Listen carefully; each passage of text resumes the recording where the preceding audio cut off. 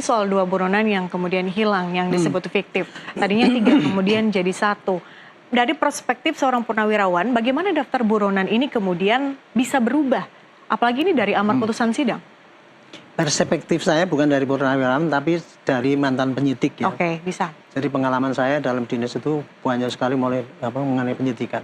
Kalau saya lihat kasus ini ya, itu kan yang sekarang yang diramaikan itu kok DPO dari 3 menjadi 1 kan gitu. Kok dengan semudahnya polisi menghilangkan itu gitu ya. Kemudian padahal itu sudah masuk di dalam putusan pengadilan, berarti itu sudah nggak bisa diganggu gugat. Semua pakar mengatakan gitu. Dan semua pakar menunjuk kepada Polri, polisi itu kok seenak sendiri menentukan tersangka dan tidak mencabut kembali. Yang terjadi adalah begini. Dulu kasus ini kita kan tahun 2016 itu ditangani oleh Polres ya. Waktu itu Kapolres mengumumkan, saya lihat dalam rilisnya. Kami sudah menetapkan 11 tersangka, 8 sudah kami tangkap, dan 3 masih DPO.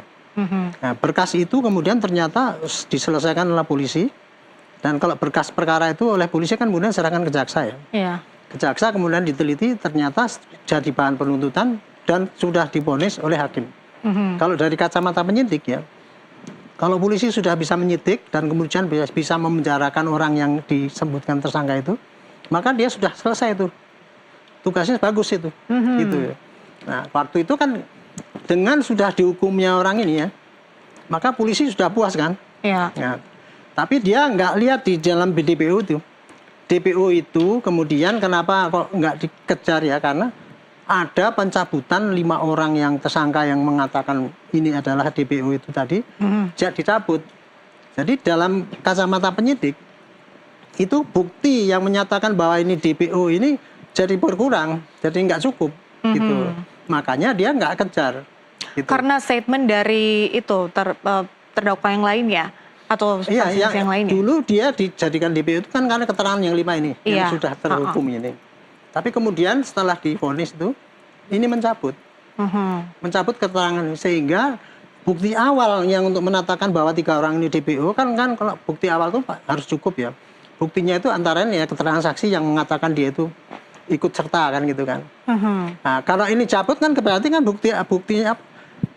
bukti awalnya nggak cukup lagi meskipun itu sudah diputus di dalam vonis hakim ya. Karena vonis hakim dulu itu kan berdasarkan keterangan kan dari 5 orang ini yang diberkas polisi bahwa mereka itu terlibat gitu. Nah, dengan itu dicabut kan intinya begitulah. Jadi polisi tidak ngejar lagi karena apa? Sudah dicari di lapangan katanya polisi ya, tidak ketemu gitu. Belakangan ribut setelah ada film kan, film pernyataan ini dan sebagainya, semua katanya itu salah tangkap dan sebagainya. Nah, atas dasar itulah maka kemudian ini ada keluhan masyarakat kan, polisi melakukan penyidikan lagi. Tapi muncul lagi 3 nama itu. Nah, gini, melakukan penyidikan lagi ya, dia pasti akan cross check kepada napi-napi yang ada yang di dalam itu, diperiksa, ada yang kooperatif, ada yang menyangkal. Yang katanya Pak Hotman Paris 5 orang menyangkal kan, ada 1 orang yang dia itu memberatkan gitu. Nah, itulah Pak Hotman Paris bilang polisi kok terlalu cepat menentukan tersangka ya. Anda setuju? Kalau pengamatan saya justru polisi itu cepat ya, karena memang dia dituntut oleh masyarakat tadinya kan 8 tahun kok nangkep orang gitu aja kan nggak bisa. Karena didesak berarti? Ya, karena ada keluhan masyarakat itu tadi. Ada keluhan masyarakat ya, otomatis kan polisi harus memberikan jawaban, klarifikasi kan. Nah, untuk klarifikasi itu harus dilakukan penyidikan apa yang dikeluhkan masyarakat. Setelah diperiksa ulang, Mei itu bunyinya itu tadi. Ini tidak mengatakan tidak terlibat ya, 5. 1 orang ini mengatakan terlibat dan itulah kemudian dilindungi. Kenapa kok sekarang ngaku begitu ya? Dia bilang dulu ketika tahun 2016 dia ini dikeroyok sama yang 5 ini. Suruh nggak ngaku gitu loh keterangannya. Makanya dia dilindungi oleh polisi. Kemudian keterangan dari AF yang katanya melihat dan sebagainya.